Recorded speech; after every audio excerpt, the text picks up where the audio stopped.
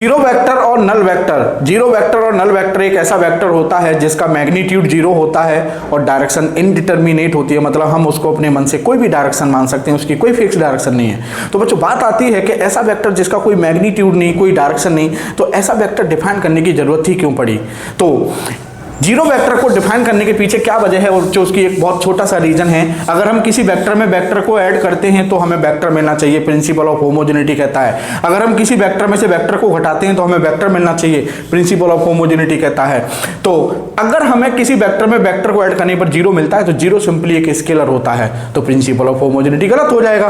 तो हमें उस जीरो को क्या मानना पड़ेगा बच्चों, वेक्टर मानना पड़ेगा। सिमिलरली अगर हम किसी वेक्टर में से वेक्टर घटाते हैं और हमें जीरो मिलता है तो जीरो स्केलर है, जबकि हमें मिलना चाहिए वेक्टर। तो इस जीरो को हमें मजबूरी है कि हमें क्या मानना पड़ेगा, जीरो वेक्टर। तो आई होप कि आप समझ गए होंगे जीरो वेक्टर क्यों डिफाइन किया गया। तो ऐसी ही एक जानकारी के साथ फिर आता हूं, तब तक के लिए नमस्कार।